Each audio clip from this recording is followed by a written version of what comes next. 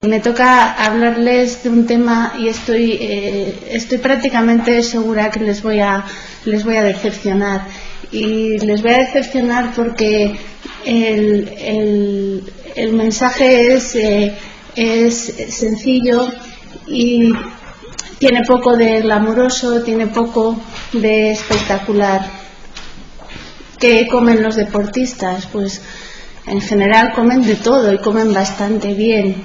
Son conscientes de la importancia de la alimentación para su rendimiento deportivo y además se ha visto múltiples estudios que las personas que hacen ejercicio continuado normalmente también llevan asociados más hábitos saludables en su vida, comen mejor y tienen unos estilos de vida más saludables. ¿Qué comen? Pues en general bastante bien. ¿Qué deberían comer? Y ahí está también un poco la decepción, pues realmente deberían de comer prácticamente lo mismo o muy parecido a lo que quiere o debería comer cualquier adulto o joven que quiera estar saludable. Entonces, después de que en los 2 minutos previos a mi conferencia ya desvelado el final de la película, que como les digo no es especialmente glamurosa ni atractiva, me toca intentar asumir el reto de volver a obtener su atención durante los siguientes 45 minutos. Tendré que recurrir seguramente a los grandes plusmarquistas o las grandes leyendas, mitos, para intentar también justificar el resumen que les he hecho en primer lugar. Bien, ahora hablamos mucho de alimentación, hablamos mucho de nutrición óptima, hablamos mucho de actividad física, quizá como algo que nos parezca novedoso, pero en realidad el hombre siempre ha tenido interés en el comer y siempre ha tenido interés en la actividad física en el momento en que ha sido hombre. Por eso, pues dicen que ya en el siglo VI antes de Cristo alguien reconoció que una óptima nutrición era importante en el rendimiento deportivo. Milón de Crotona, que era un legendario luchador, ganador en más de 7 ocasiones de los Juegos Olímpicos, en el mundo clásico presumía precisamente de su apetito y de su alimentación. Se dice que de él, imagino que gran parte mito o leyenda, consumía diariamente unos 9 kilos de pan, otros tantos de carne y unas 18 pintas de vino. No solo eso, sino también se cuenta que en una ocasión cargó con un buey de 4 años sobre sus espaldas, recorriendo unos 120 pasos, y que al final de esa caminata le dio muerte de un puñetazo, lo asó y se lo comió en un día. Luego, Milón de Crotona también se dice que un día paseando por el bosque se encontró con un árbol que estaba rajado por los leñadores, que habían introducido habían puesto una cuña en una hendidura, y entonces, queriendo en un alarde de fuerza partir el árbol con sus manos, quitó la cuña, quedó atrapado.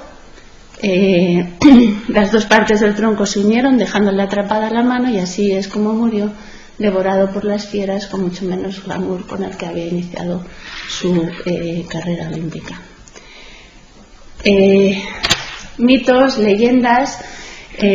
Sí es cierto que al menos todos, aunque sea intuitivamente, podemos comprender que una alimentación adecuada va a afectar a nuestro rendimiento físico, va a ser positivo en nuestro rendimiento físico.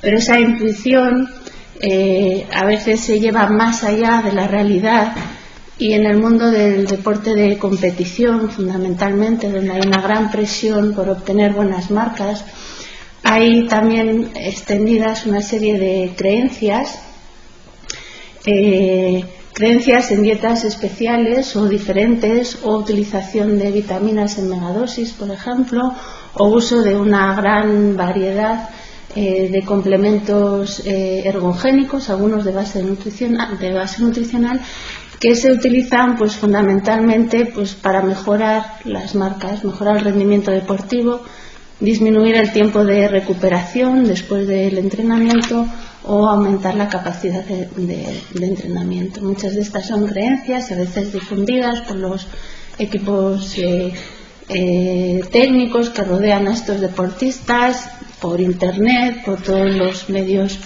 de difusión que hay actualmente. Y cuando nos vamos a ver realmente lo que sabemos con respecto al deportista, basado en la evidencia científica, cuál es la realidad, nos encontramos que realmente un deportista únicamente necesita una dieta variada y equilibrada, como necesita cualquier otra persona menos activa, incluso sedentaria, y necesita también adecuar su ingesta energética a la demanda energética y reponer el agua perdida por la sudoración. Y básicamente estos dos últimos aspectos es lo que más le diferencia de una persona que es menos activa. Es evidente, por supuesto, que la alimentación por sí misma no puede convertir en campeón a un deportista, como también es cierto que lograr una buena marca es imposible con una dieta nutricionalmente adecuada. O sea que tendremos que buscar seguramente el equilibrio entre ambas cosas. Yo no sé qué es lo que comerá Usain Bolt, no lo he conseguido averiguar, pero sí es cierto que corre como Los Ángeles. En realidad no existen recomendaciones nutricionales concretas o específicas para deportistas, fundamentalmente por esa falta de diferenciación real con las personas que son menos activas desde el punto de vista de las recomendaciones nutricionales. Si hay una serie de consensos, como el que les presento de la American Dietetic Association, Dietitians of Canada y American College of Sports Medicine, que periódicamente además van publicando documentos consenso que intentan reunir pues básicamente la evidencia que hay en cuanto a recomendaciones nutricionales para deportistas. En conjunto, ellos sostienen que sí es cierto que la actividad física, el rendimiento deportivo y la recuperación del ejercicio mejoran con una nutrición óptima. Se recomienda una selección apropiada de los alimentos y las bebidas, buscar los momentos más oportunos para su ingesta y elegir los suplementos o ayudas que verdaderamente son óptimas para la salud y el rendimiento físico.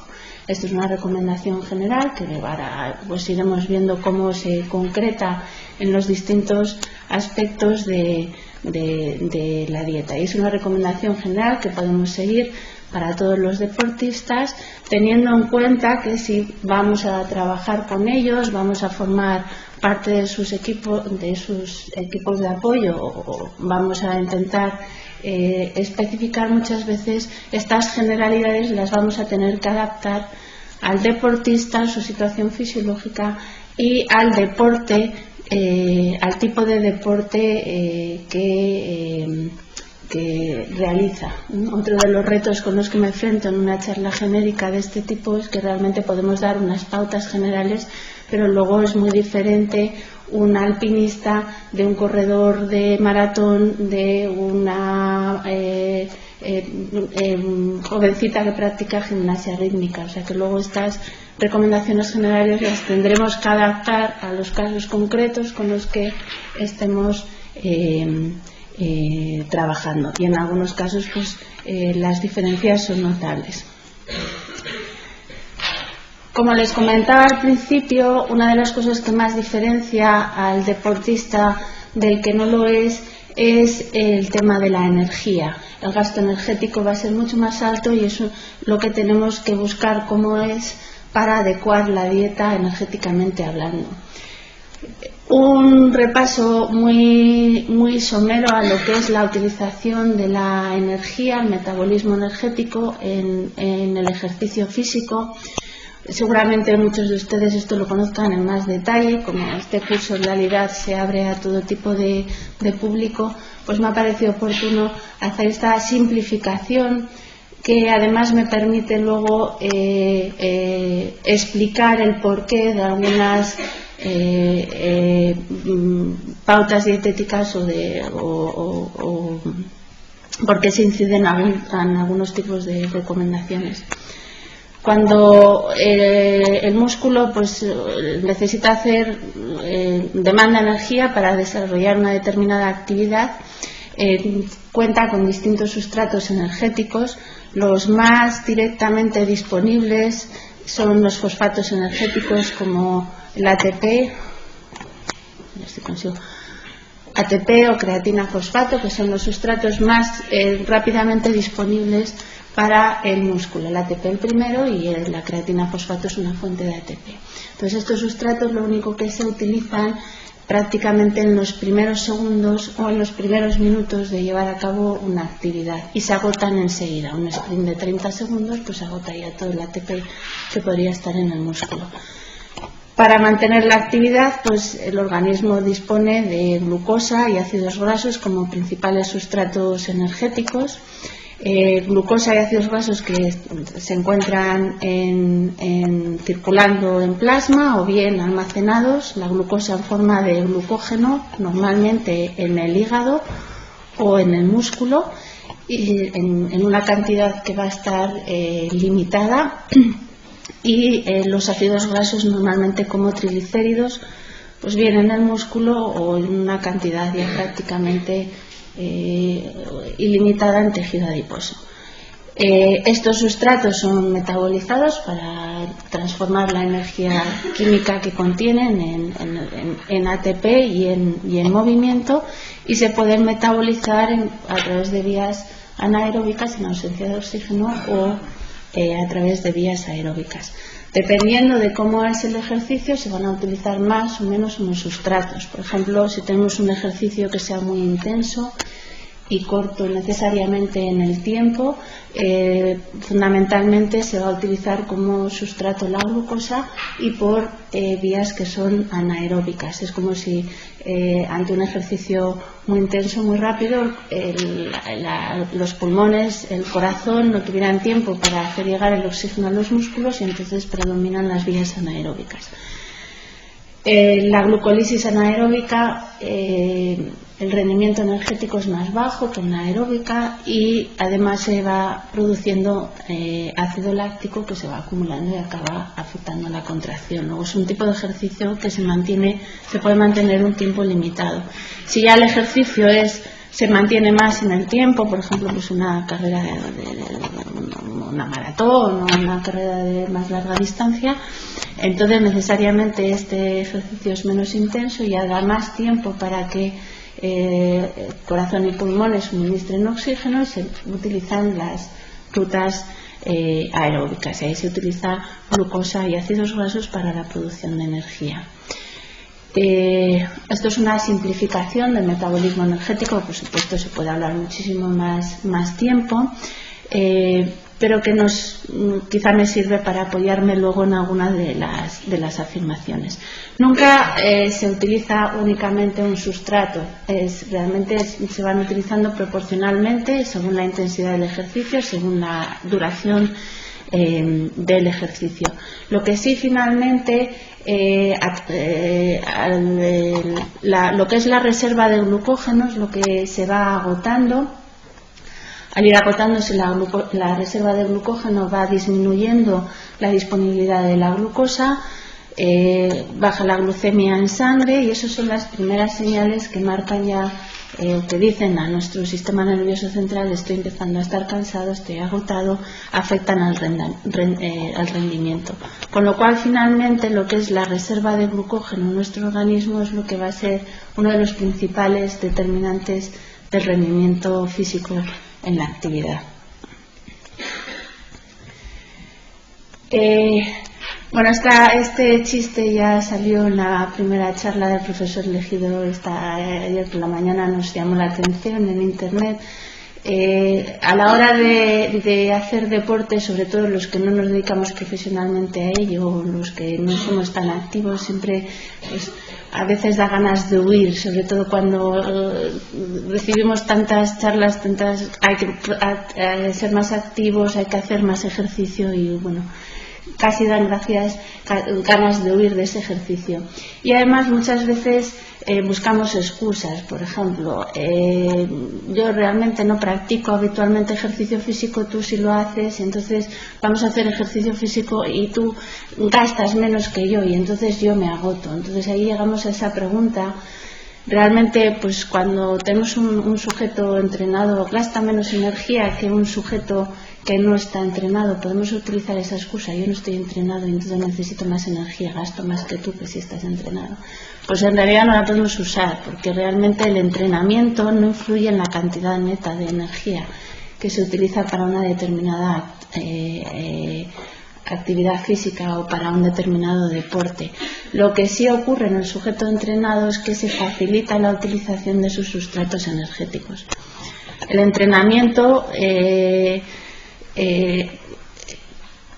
estimula el metabolismo de las grasas mediante la síntesis de enzimas, mediante la estimulación de las vías metabólicas, con lo cual el sujeto entrenado utiliza más los sustratos lipídicos, que son los que son prácticamente ilimitados, y así va reservando el glucógeno.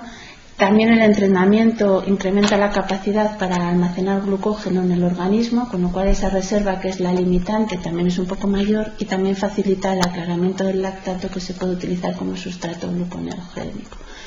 Luego, por tanto, el sujeto entrenado no es que gaste menos, sino que es más eficiente utilizando esa energía. Por tanto, en el deportista la estimación de los requerimientos energéticos para luego poder adecuar la dieta a esa demanda energética es quizá uno de los puntos más importantes. Esto también salió un poco ayer en la charla de la profesora Dolores Silvestre. Realmente, cuando nosotros hablamos de gasto energético, son tres componentes fundamentales: lo que es metabolismo basal, el mantenimiento de las funciones vitales, gasto por actividad física y acción termogénica de los alimentos. El gasto por actividad física incluye pues todo lo que llamamos actividad diaria, más todo lo que sea el ejercicio físico programado o el deporte. Y este es el componente que más nos va a diferenciar a un deportista, a una persona que regularmente practica un deporte, de una persona sedentaria. Esto es cómo contribuyen porcentualmente cada uno de los componentes al gasto energético total. Entonces, en porcentaje, en un individuo poco activo, realmente el gasto por actividad física es un 15% o un poco más, y la mayor parte de esa energía se utiliza para el mantenimiento de las funciones vitales. En un sujeto muy activo, este componente, esta parte, es la más variable, puede llegar a alcanzar incluso un 50% del gasto total, o sea, emplearse prácticamente la misma cantidad de energía en mantener las funciones vitales del organismo como en hacer esa actividad, ese ejercicio físico. Y el problema que tenemos es que ese componente de gasto energético por actividad física es muy variable entre individuos y es muy variable también dentro de un mismo individuo según la actividad que realice. Realmente ese gasto energético por actividad física va a depender de factores propios del individuo, como es pues el sexo, el peso, la edad, factores que siempre influyen en el gasto energético total, pero además también va a depender de factores propios del deporte, es decir, el tipo de deporte que se practica, la duración de la práctica deportiva, la intensidad con la que se practica la práctica deportiva, con lo cual podemos establecer pautas generales para lo que son los requerimientos de energía en el deportista, pero carecen en la mayor parte de los casos de utilidad práctica, porque seguramente nos vamos a tener que ir a estudiar nuestro deportista en concreto para poder estimar su gasto energético. Hay muchas diferencias. Por ejemplo, estos son unos datos de gasto energético para distintas actividades físicas. Para varones adultos, les decía, influye el sexo, influye la edad y vienen dadas en kilocalorías por kilo de deportista y por hora durante la cual se está practicando esa actividad deportiva. Entonces, por ejemplo, una de las actividades deportivas que requieren un mayor gasto energético es la escalada, que supone más de 11 kilocalorías por kilo de escalador y por hora escalando. Es de las actividades que requieren un gasto energético más alto. Viene a ser, pues, si están ordenadas en orden decreciente, pues más de 11 veces lo que gastamos cuando estamos tumbados o casi 10 veces lo que gastamos cuando estamos de pie. Y luego, por supuesto, aparte de depender del deporte, la intensidad con la que practicamos un determinado deporte también va a influir en el gasto energético. Por ejemplo, no es lo mismo practicar el ciclismo a 8 km/h despacito, que tiene un gasto de unas 3,8 kilocalorías por hora de ciclista, por kilo de ciclista y por hora, que practicarlo a 14 km/h, en el que el gasto prácticamente se duplica, o a 20 km/h, que prácticamente el gasto se triplica. Con lo cual, pues seguramente tendremos que ir a estudiar concretamente cómo es la actividad de nuestro deportista, con qué intensidad es la práctica, si está en un periodo de entrenamiento, si está en un periodo de competición, si está en un periodo de recuperación, para poder estimar su gasto energético. Si tenemos muchos medios, pues seguramente podremos medir ese gasto energético por una metabolimetría indirecta. Esto sale bastante en los futbolistas, lo vemos en los medios de comunicación cuando les hacen las pruebas físicas a los grandes fichajes, nos lo sacan ahí haciendo la prueba física, y muchas veces o están haciendo un electro, o están haciendo una prueba de esfuerzo, o están con las mascarillas haciendo una metabolimetría. Si no tenemos medios para hacer este tipo de estudio con los profesionales con los que trabajemos, pues podemos aplicar hay fórmulas para determinar los requerimientos o el gasto energético, los requerimientos de energía. Hay distintos métodos, también tuvimos ayer la profesora Silvestre nos contó varias fórmulas. Básicamente esta es la que publica la Food and Nutrition Board, Institute of Medicine, que publican ingestas de referencia para población sana, prácticamente las más completas o las más detalladas. Entonces nos da unas fórmulas para estimar el requerimiento medio estimado de energía, teniendo en cuenta pues el sexo, hombres, mujeres, teniendo en cuenta la edad, teniendo en cuenta el peso, la altura, y corrigiendo siempre, multiplicando por un factor que va a definir la actividad física. Entonces nosotros clasificamos pues a nuestras personas en sujetos sedentarios, con lo cual ese factor pues toma un valor de 1 muy próximo o menor de 1,5, en poco activos o muy activos, ese factor va tomando un valor creciente. Con esto pues podemos tener una idea general de lo que pueden ser los requerimientos medios de energía en sujetos muy activos. Si no podemos hacer una metabolimetría, si utilizar las fórmulas o los distintos métodos que están tabulados, descritos, no nos da mucha información, una manera que es sencilla y lógica de ver si estamos en balance energético, es decir, si estamos dando energéticamente en la dieta la cantidad que la persona necesita, es controlar el peso. El mejor indicador del balance energético es el peso. Si la energía que consumimos se equipara con la energía que ingerimos, entonces el peso se mantiene constante. Si la energía que se ingiere supera la que se va a utilizar, entonces esa energía, principio de conservación de la energía, ni se crea ni se destruye, se almacena. Entonces se almacena en otra forma, que va a ser fundamentalmente en forma de tejido adiposo, y aumentamos de peso. Y si la energía que ingerimos está por debajo de la energía que vamos a utilizar o vamos a transformar en movimiento, en actividad física, pues entonces esa energía tiene que salir de algún sitio, sale del tejido adiposo y entonces observamos una pérdida de peso.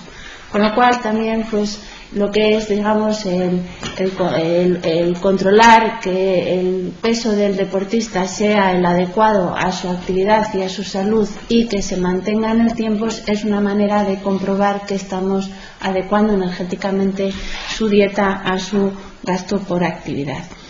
De todas maneras, el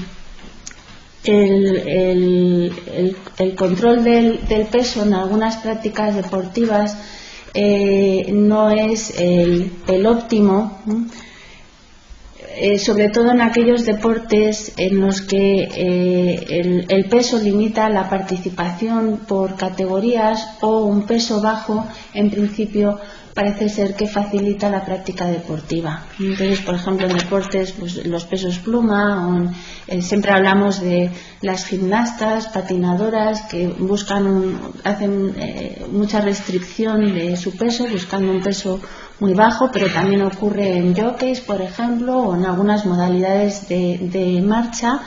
Se practica una restricción energética para controlar el peso, para que ese peso sea bajo, y esto lleva muchas veces a problemas derivados de una pérdida de peso no controlada, ¿no? Entonces, esta restricción energética, que muchas veces es fruto también del estrés al que están sometidos estas personas, pues da lugar a una pérdida de peso no adecuada, a una pérdida de tejido muscular.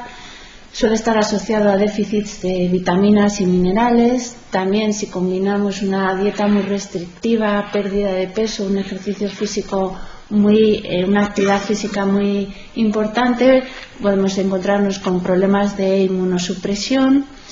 En mujeres jóvenes también esta restricción de la ingesta energética junto con el ejercicio físico extenuante lleva a alteraciones endocrinas, de las cuales la más frecuente es la amenorrea, y acabamos en trastornos de la conducta alimentaria. Con lo cual, realmente, si queremos recomendar, hacer recomendaciones al deporte pensando en la salud de los deportistas, que debe ser nuestro objetivo, porque las recomendaciones nutricionales se emiten para eso, para lograr mantener y optimizar la salud.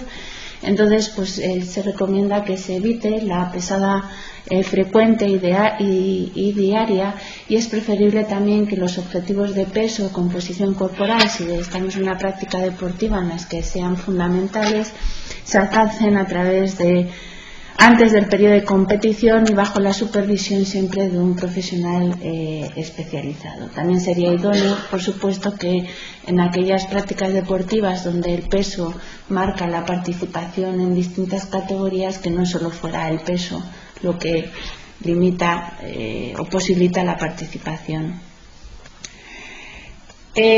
Estos problemas asociados a la restricción energética suelen ocurrir con más frecuencia en mujeres deportistas que en hombres.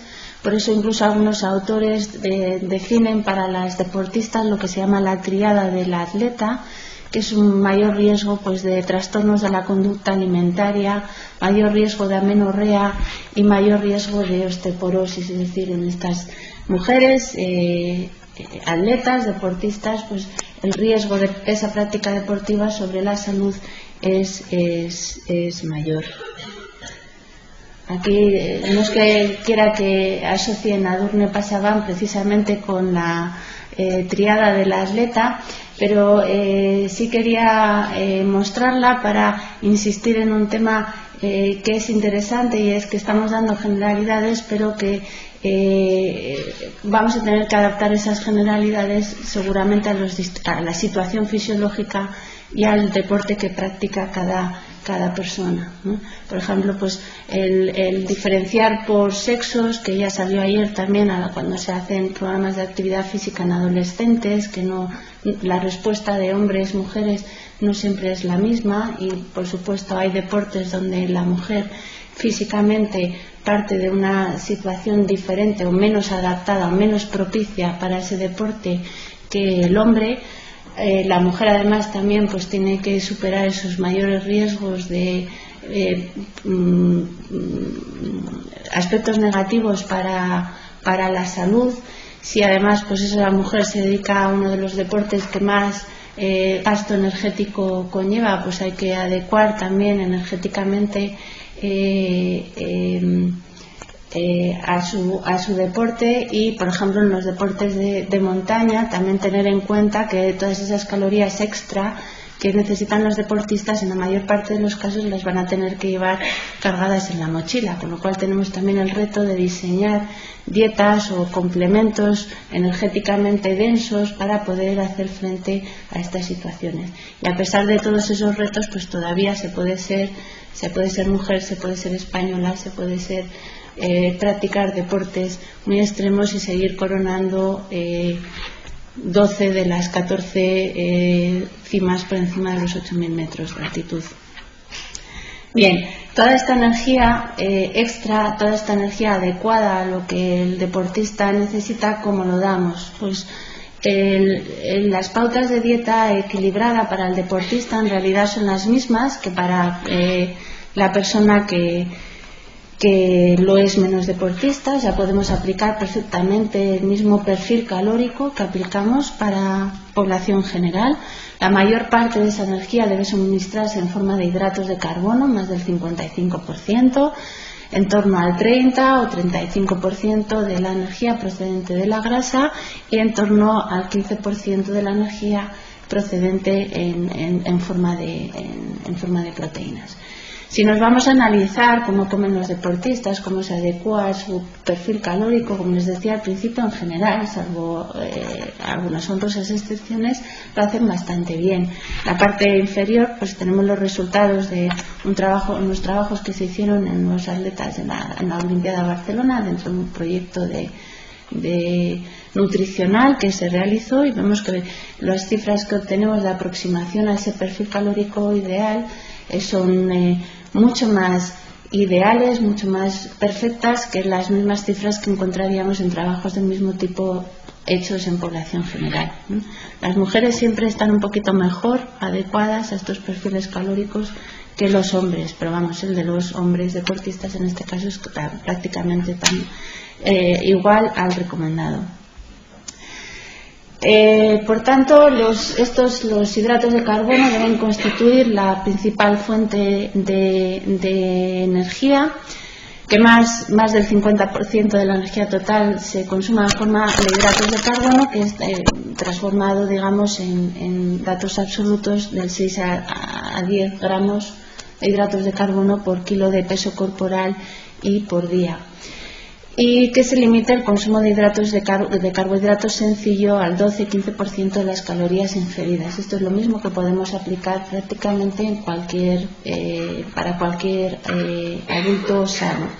Sí es importante a la hora de aplicar o adaptar el perfil calórico que consideremos cómo es el montante total de energía. Es decir, si nosotros estamos trabajando con una dieta que aporta 4.000 kilocalorías diarias, 5.000 kilocalorías diarias, y en esa dieta solo el 45% de la energía está suministrada en forma de hidratos de carbono, como la cantidad neta de energía es muy alta, seguramente estaremos por encima de esos 6 gramos de hidratos de carbono por kilo de peso corporal que necesita el deportista. O sea que aunque no esté muy ajustado, a lo mejor el perfil calórico sí aportamos suficientes hidratos de carbono.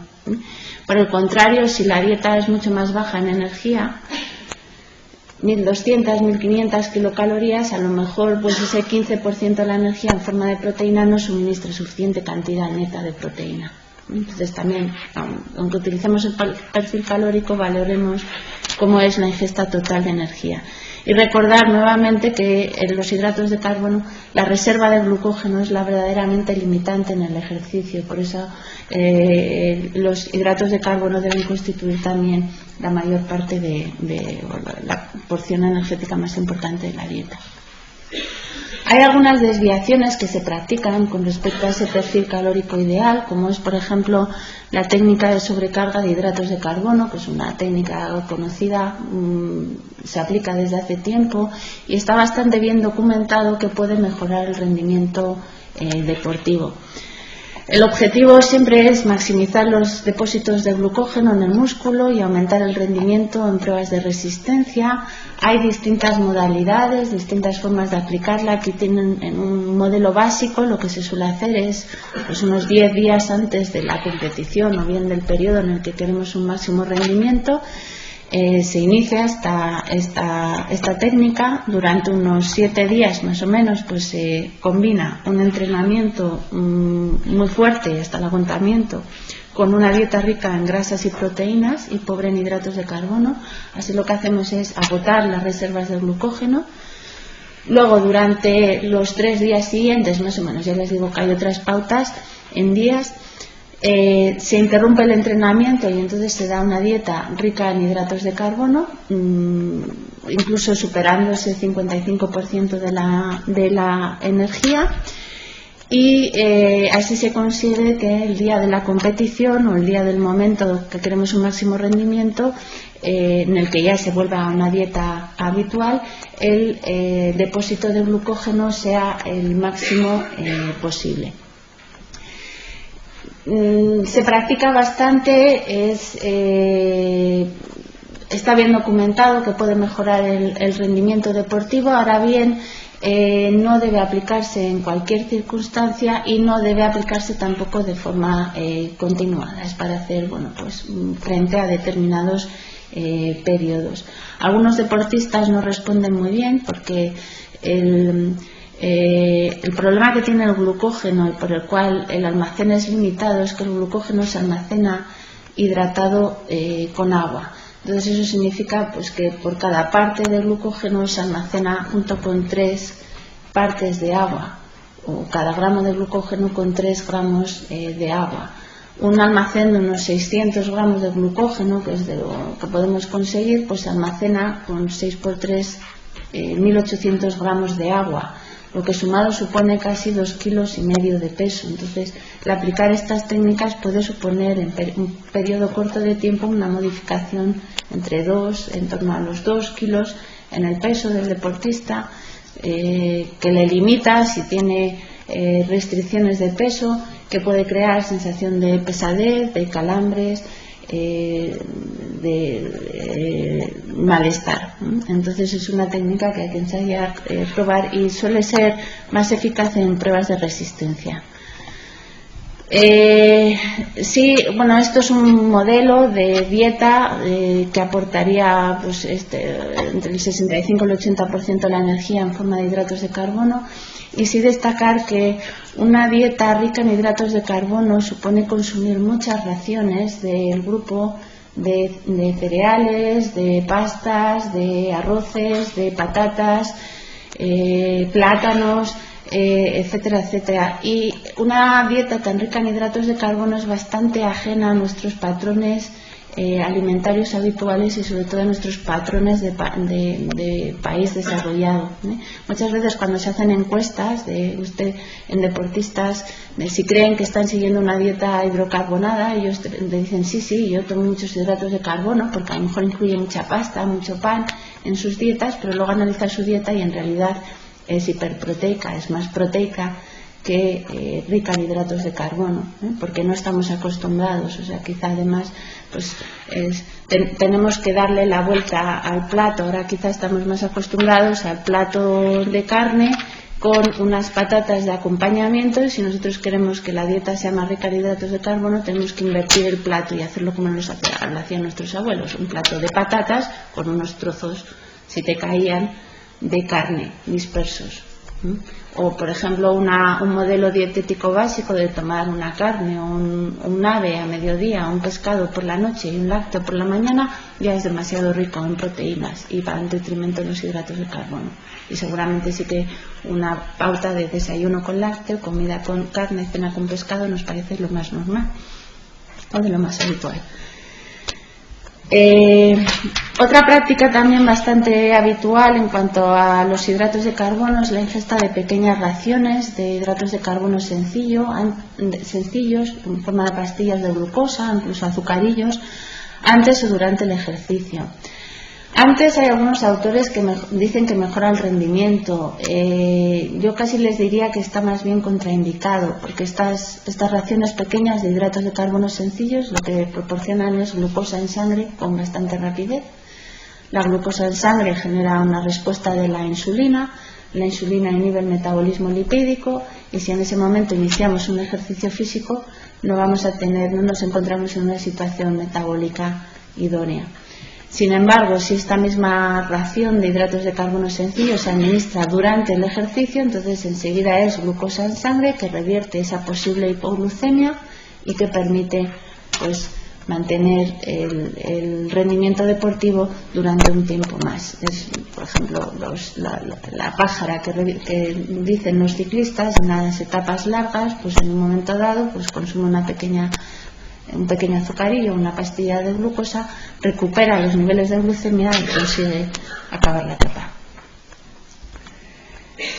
En cuanto a los lípidos, la ingesta de grasas debe proporcionar entre el 20 y el 35% de la energía total consumida, sin que los ácidos grasos saturados superen más del 10% del aporte calórico total, y aportando ácidos grasos esenciales, linoleico y linolénico, pues una proporción del 3 al 5% de la energía en forma de ácido linoleico y del 0,5 al 1% en forma de ácido linolénico. Les repito la misma recomendación que podemos hacer para la población en general.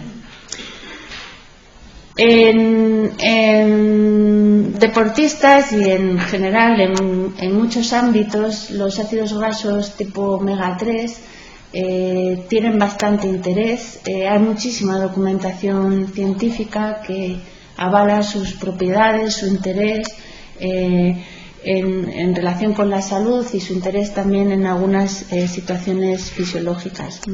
Estos ácidos grasos, pues los omega 3, que sería esta parte de aquí, o N3, o los omega 6 o N6, que estarían representados aquí, en nuestro organismo pues van sufriendo reacciones de desaturación, introducción de dobles enlaces y reacciones de elongación, se alargan las cadenas para formar eicosanoides, que van a ser todo pues moléculas con 20 átomos de carbono, de ahí el eicosa, y que son toda una familia de moléculas, pues cromosanos, leucotrienos, prostaglandinas, que son potentes reguladores de funciones celulares. Por ejemplo, regulan la motilidad intestinal, la actividad secretora, la coagulación de la sangre, la vasodilatación, la vasoconstricción, la permeabilidad vascular y las inflamaciones. Y aquí es donde tocamos también un tema muy interesante en el deporte, como es pues el mayor riesgo de inflamación y las reacciones de estrés oxidación e inflamación que puede inducir el ejercicio físico. Por eso esos ácidos omega 3 también se recomiendan para deportistas, se recomiendan en muchos ámbitos, y es importante, lo que sí es importante es que no olvidemos que también debemos proporcionar omega 6, porque si damos más por una vía o por la otra, creamos un desequilibrio en el organismo y alteramos esa síntesis de eicosanoides. Por eso los omega 3 tienen una acción antiinflamatoria, por eso el interés quizá en el deporte, también antitrombótica, antiarrítmica, hipolipidemia, antivasodilatadora. Entonces se recomienda que los atletas consuman de 1 a 2 gramos diarios de estos omega 3 de cadenas largas, como el eicosapentanoico, el docosahexanoico, intentando mantener una relación de ácidos grasos omega 3 omega 6 de 2 a 1, más o menos. Estos omega 3 pues no es necesario que se utilicen en forma de suplementos, están presentes en los alimentos de forma natural, en los pescados grasos, por ejemplo, la tradicional sardina es una fuente muy interesante de omega 3. También existen ya disponibles en el mercado pues muchos productos, muchos son del sector lácteo, que llevan adicionados esos omega 3.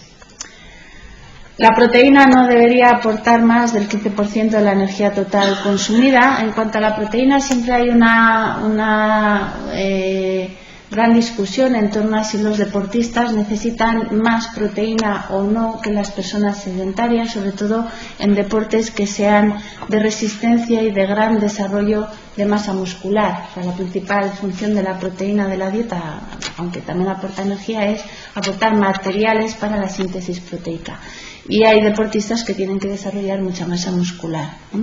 En esos deportes de resistencia y de importante desarrollo muscular, si se sostiene que las necesidades de energía puedan ser más altas, en torno a 1,2 necesidades de proteína, 1,2 o 1,7 gramos de proteína por kilo de peso corporal y día, que es mayor que lo que necesita, los 0,8 gramos que necesita una persona sedentaria, pero esa mayor necesidad seguramente la conseguimos cubrir perfectamente con una dieta que aporte el 15% de la energía en forma de proteína. Nuestros modelos dietéticos tienden a aportar más proteína de la que verdaderamente necesitamos, o sea que posiblemente los que no hacemos ejercicio físico no tenemos que desarrollar tanta masa muscular, ya estamos tomando suficiente cantidad de proteína para desarrollarla si nos hiciera falta. De todas maneras, y con esta creencia está muy extendido el uso de suplementos de proteína o extractos de proteína o suplementos de aminoácidos puros para desarrollar la musculatura. Es una práctica muy extendida, sobre todo pues en el mundo de los gimnasios, levantadores de pesas y culturistas, y además es un uso que se ha extendido mucho desde la prohibición de los anabolizantes, de los esteroides anabolizantes. No está justificado el uso de estos suplementos proteicos, tampoco es adecuado para la salud, ¿no? Realmente el principal factor que interviene en el desarrollo muscular es trabajar el músculo varias veces a una capacidad alta, al menos al 70% de su capacidad máxima, y así es como conseguimos el desarrollo muscular, aportando suficiente cantidad de proteínas, por supuesto, pero se puede hacer a través de la dieta. Y no deberíamos superar un consumo de proteína por encima de los 2 gramos por kilo de peso corporal, puesto que el exceso proteico puede contribuir a problemas de deshidratación, a la esclerosis renal asociado al envejecimiento, a la desmineralización ósea. Además, también tenemos un problema podemos hablar de un cierto riesgo de fraude, puesto que muchos de los concentrados proteicos que se comercializan pues son concentrados procedentes de la leche, de huevos, de la proteína de soja, y son concentrados bastante costosos que no aportan ventajas con respecto a esas mismas proteínas pero ingeridas en forma de huevo o de leche o de legumbres. También es muy frecuente en el ejercicio físico el consumo de suplementos de vitaminas y de minerales. Las cifras de consumo, pues normalmente todos los estudios hablan de más de un 30% de los grupos poblacionales estudiados dentro de los deportistas como consumidores habituales de suplementos de vitaminas y minerales. Estas son cifras mucho más altas que en población general, o incluso, bueno, según en algunos ámbitos, incluso el 100% se declaran consumidores de suplementos de vitaminas y minerales. Y aquí habría que preguntarse realmente si el ejercicio físico puede inducir un déficit en vitaminas o minerales, o si son los indicadores en los atletas normales, o deberíamos buscar marcadores e indicadores diferentes. Cuando los suplementos se utilizan para evitar o paliar una deficiencia, digamos que su uso siempre está justificado, para eso existen para paliar deficiencias o evitar deficiencias en personas de riesgo. Cuando los suplementos vitamínicos minerales se utilizan para otras cosas, como pueden ser incrementar la fuerza, la masa muscular, facilitar el metabolismo energético, mejorar el estado mental, el bienestar general, reducir el tiempo de recuperación, la grasa corporal, el dolor o la inflamación, entonces ahí ya entramos en usos que no están evidenciados científicamente, con lo cual no deberíamos recomendar suplementos vitamínicos. Realmente los micronutrientes se utilizan en el metabolismo energético, síntesis de hemoglobina, función inmune, muchos son antioxidantes, de los que estuvimos hablando ayer, muchos se utilizan para construir y reparar tejido muscular, así que teóricamente si pensamos que el ejercicio físico intenso supone una mayor estimulación del metabolismo energético, una mayor utilización de las reservas del organismo y una mayor necesidad de mantener y recuperar el tejido magro, podemos pensar que sí pueden ser mayores sus necesidades de vitaminas o de minerales para suplir estas funciones extras. Sin embargo, sí se asume que las actuales ingestas de referencia para población adulta, para población general sana, pueden utilizarse también son también adecuadas para los atletas, con lo cual no se emiten recomendaciones específicas en algunas vitaminas o de algunos minerales específicas para los atletas. Únicamente podemos diferenciar atletas que puedan tener un mayor riesgo de déficit en micronutrientes, en los cuales a lo mejor sí es necesario hacer una suplementación, como son aquellos que siguen dietas muy restrictivas para el control del peso, o en energía, algunos que excluyen grupos de alimentos, como nos podría ocurrir en población general, y también aquellos que siguen dietas muy ricas en carbohidratos, que además no sean a lo mejor procedentes de cereales integrales, porque sí es cierto que las dietas muy hiperhidrocarbonadas, muy hidrocarbonadas, a veces no vehiculizan suficiente cantidad de algunas vitaminas.